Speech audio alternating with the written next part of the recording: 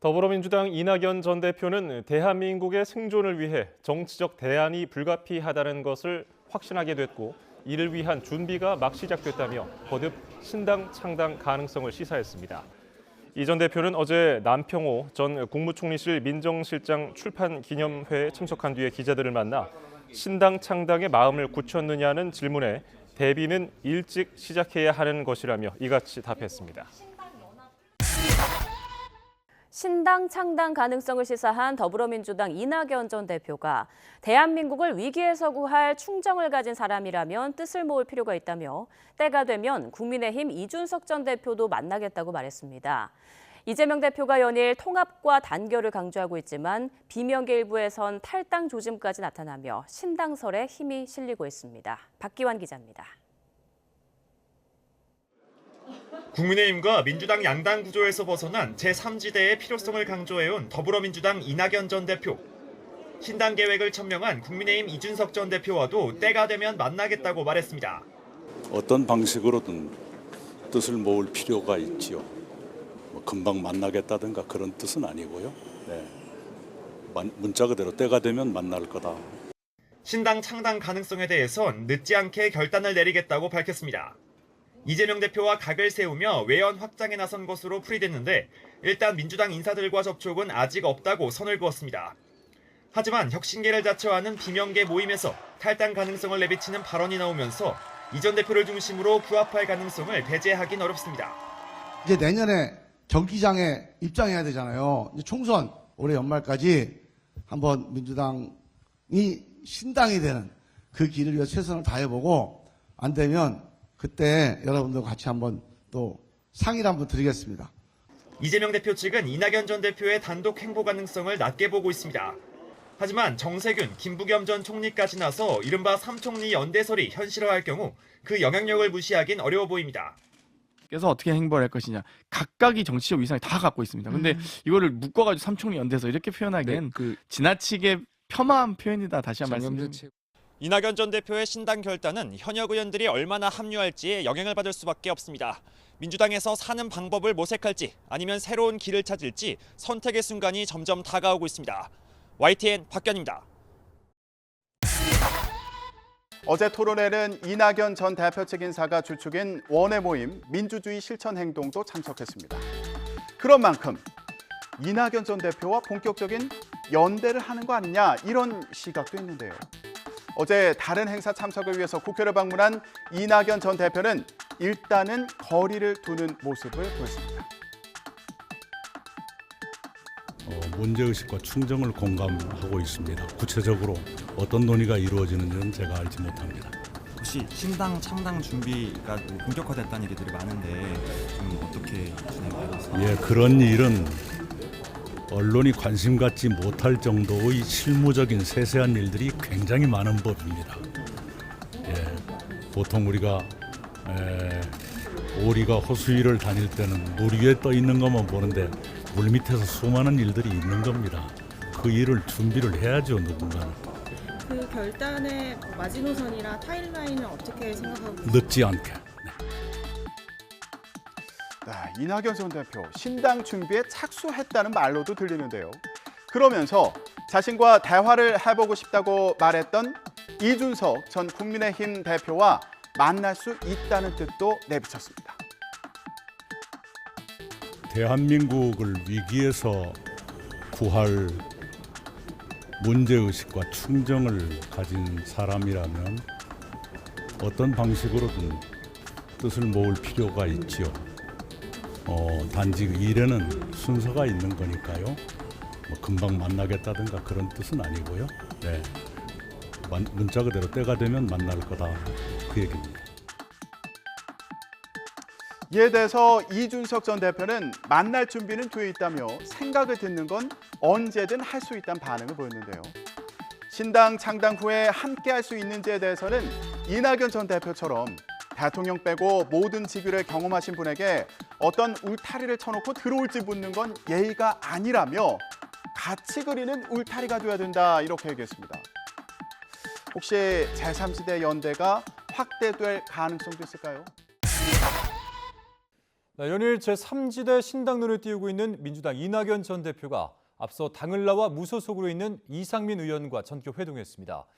국민의힘 이준석 전 대표와도 때가 되면 만나겠다 이렇게 했는데 본격적인 새 결집에 나선 거란 해석이 적잖은데 친명계 일각에서는 원색적인 비난이 터져나왔습니다. 김대겸 기자입니다.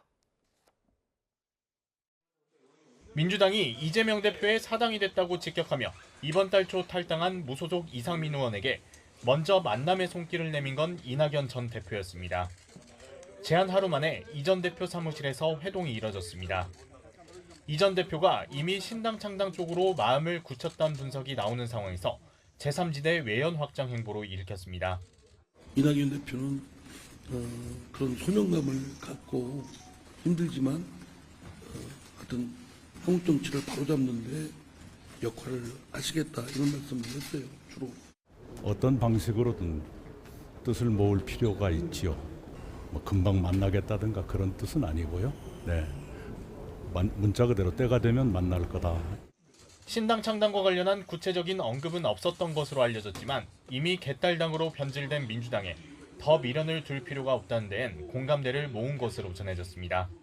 개딸당으로 변질됐기 때문에 이제는 그 당의 미련을 갖고 어떻게 뜯어고치려고 해봤자 부질없는 짓이다. 이낙연 대표께서도 공감을 하셨습니다. 당내 갈등은 고조되고 있습니다. 신당론에 군부를 떼고 있는 이 전 대표를 향한 비난 수위가 친명계를 중심으로 높아지면서 계파 간 감정 싸움으로 번지는 모습입니다. 힘을 모아야 할 시기에 그에 대해 집중하지 않고 오히려 당내 문제에 돌린다거나 또는 정확하게 이 시대의 과제가 뭔지 명확하게 하지 못하는 그게 전형적인 사고란 노선이죠. 이런 폭력적 태도 자체를 없애는 것이 먼저 중요하고 개딸들과의 그 강성 팬들과의 단절을 위해서 그 실효적인 조치를 보여주는 것이 먼저 핵심이다.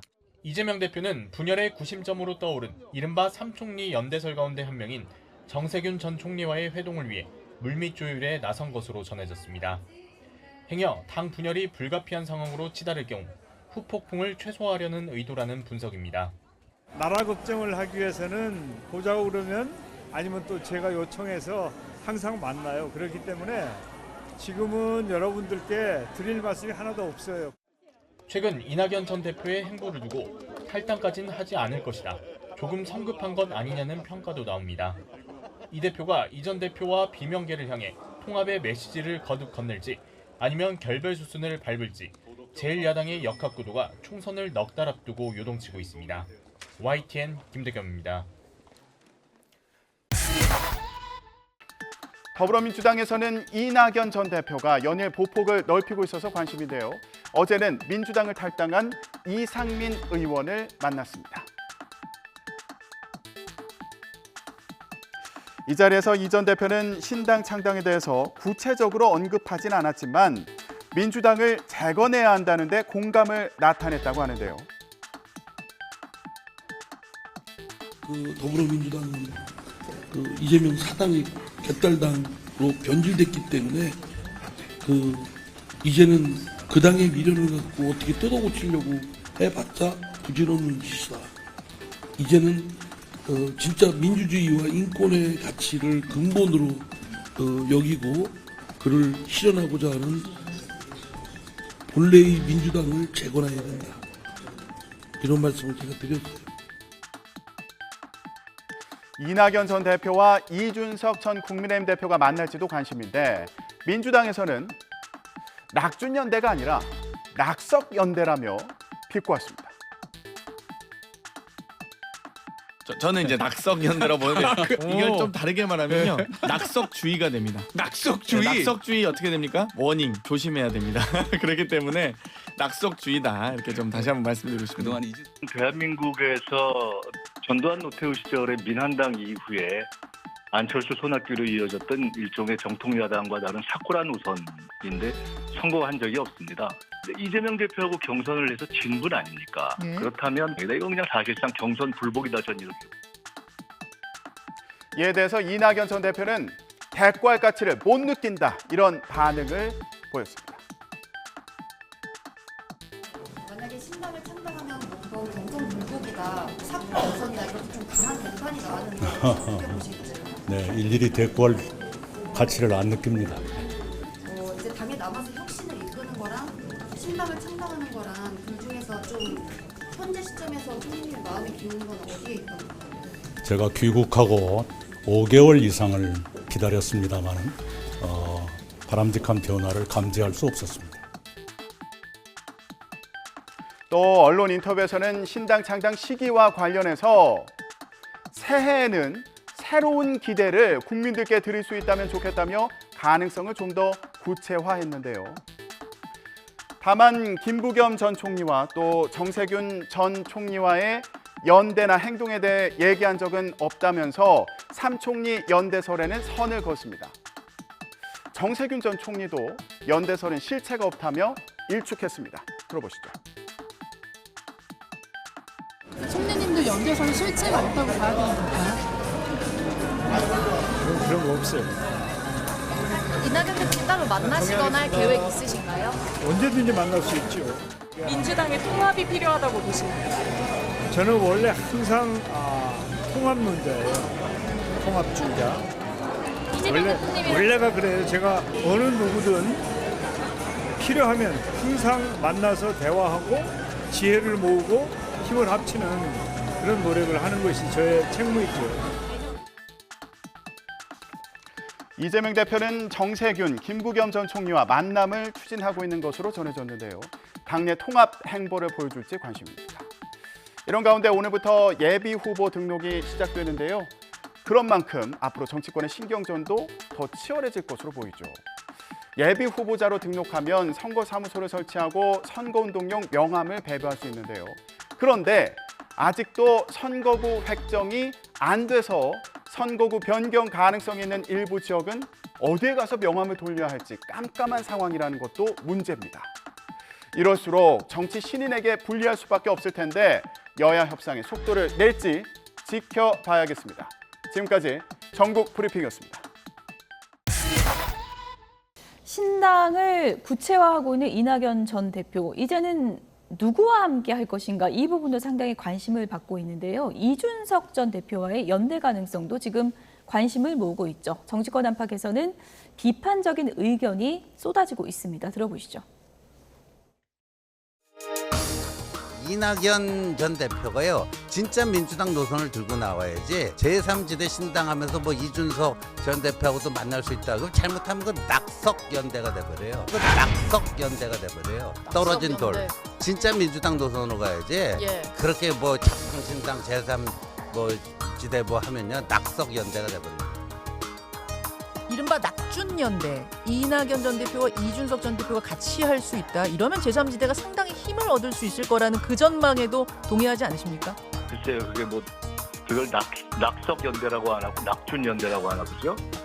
제가 볼 때는 낙석연대 같은데 일단 길을 잃었기 때문에 이준석 대표가 윤석열 대통령과 틀어진 것을 이해할 수 있고 또 그 나름의 정치를 하는 것도 이해할 수 있으나 이준석 대표가 국민통합적인 훌륭한 정치를 해왔다고 볼 수는 없기 때문에 그렇게 길을 잃은 방향 감각이 없는, 그리고 방향과 방법이 명료하지 않은 그런 정치적 추구는 성공한 적이 없다.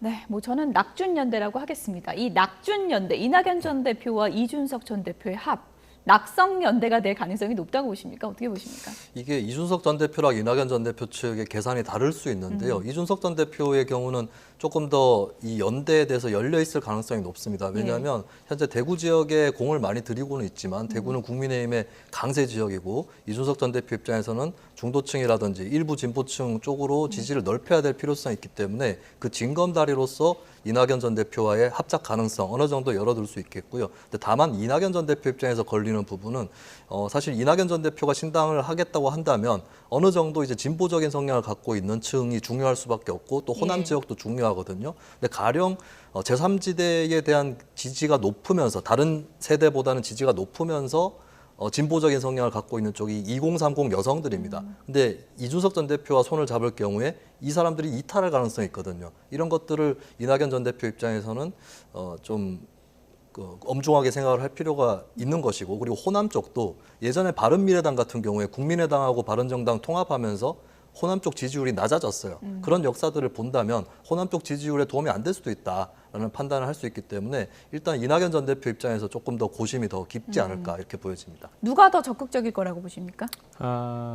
글쎄요. 이준석 대표가 현 상황에서 좀 더 예. 적극적일 수는 있겠는데, 근데 그렇게 되면은 이준석 대표는 명분을 잃어요. 이준석 대표가 지금까지 계속 얘기한 게 뭐냐면, 본인이 탈당을 해서 신당을 창당할 경우는 보수가 괴멸될 수 있기 때문에 그 대안으로서의 신당을 만들겠다 이렇게 얘기했거든요. 그렇다면 이준석 대표가 생각하는 신당의 방향은 보수당이어야 됩니다. 그런데 이낙연 대표와 만약에 결합을 해서 새로 당을 만든다면 그것을 보수당으로 인정할 수 있는 국민이 과연 몇이나 되겠느냐. 그러면 정치적 명분이 다 없어지게 되겠죠. 그래서 이준석 대표는 물론 이낙연 대표와의 연대설까지 퍼뜨리면서 적극적으로 나서겠지만 그것을 성사시키는 과정까지는 도달하지 못할 거다. 네. 이렇게 봅니다. 진짜 신당을 누가 차릴까 많은 분들이 관심을 갖고 지켜보고 있는데 이낙연 전 대표와 이준석 전 대표 굳이 비교하자면 누가 지금 신당 준비에 더 근접했다고 보십니까?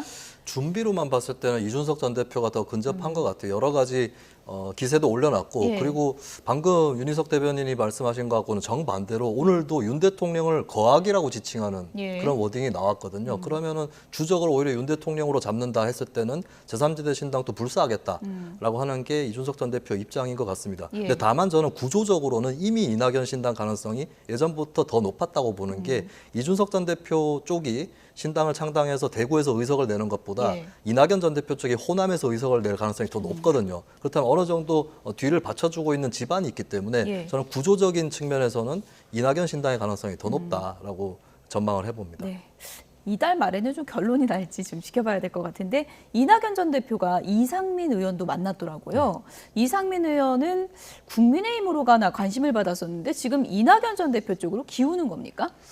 그건 뭐 그분께 여쭤봐야 되겠지만 예. 이상민 의원의 그 정책 행보를 좀 봐야 돼요. 5선을 하는 동안에 처음에는 이제 열린우리당으로 들어오셨는데 17대, 18대 때는 자유선진당으로 당선이 됐어요. 그러니까 보수색도 어느 정도 갖고 있는 분이다. 그리고 다시 이제 민주당으로 가서 3선을 해서 전부 5선을 하신 분인데 그렇다면 일반적인 민주당 의원의 행보하고는 좀 다르죠. 이 정책 스펙트럼이 좀 넓다. 그런 차원에서 보면은 뭐 물론 이낙연 대표 만났으니까 그 부분도 봐야 되겠지만 저희 당에 올 수 있는 가능성도 충분히 있다고 저는 봐요. 예, 지금은 그냥 두루두루 만나는 것이다. 네, 그렇게 예. 봅니다.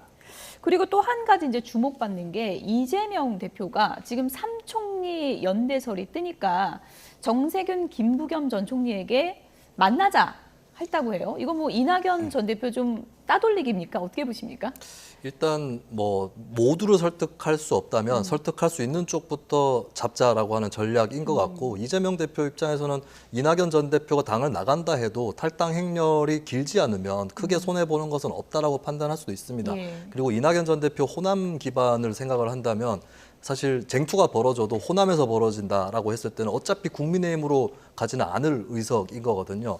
그리고 사실 이낙연 전 대표가 신당을 창당을 하더라도 국민의힘한테 오히려 더 큰 손해가 될 수도 있습니다. 그러니까 이재명 대표에게 부정적이지만 국민의힘에게도 그렇게 마음을 주지 못하는 이 층을 어느 정도 이낙연 신당이든 이준석 신당이든 가져갈 수 있기 때문에 그런 의미에서 이재명 대표가 좀 여유를 가질 수도 있는 거고요. 다만 탈당의 행렬이라든지 이런 것들이 길어지지 않게 만들려면 그래도 당의 통합을 중시하는 듯한 이미지를 좀 더 갖고 있는 정세균 전 대표라든지 김부겸 전 대표 이쪽은 붙들어 놔서 당의 대우를 최대한 유지를 해보겠다. 뭐 이런 전략으로 또 볼 수 있겠습니다. 네, 정세균 전 총리 기자들 질문에 연대설 같은 것도 없다.